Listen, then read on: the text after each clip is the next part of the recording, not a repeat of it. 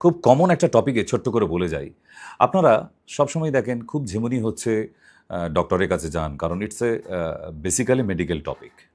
ডক্টরের কাছে গেলেই ডক্টর বলে দেয় একটা কথা, আপনার শরীরে ইমিউনিটি খুব লো হচ্ছে।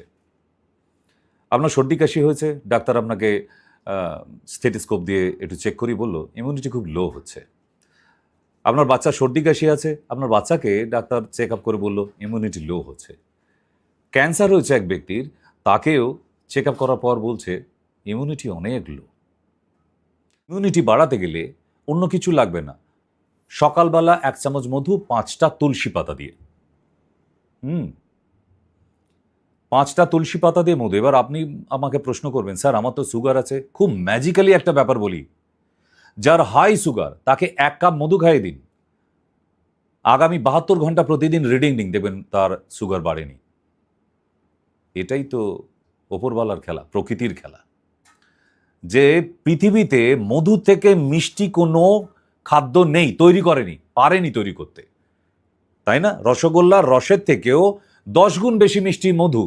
কিন্তু সেই মধু খেয়েও সুগার বাড়ে না, ডায়াবেটিস পেশেন্ট সুস্থ থাকে। কি করে? কারণ চাকের মধু যদি হয়, আপনার পাড়ার ভেজাল দেয়া মধু যদি না হয়, তাহলে ওই চাকের মধু খেলে কখনো সুগার বাড়ে না।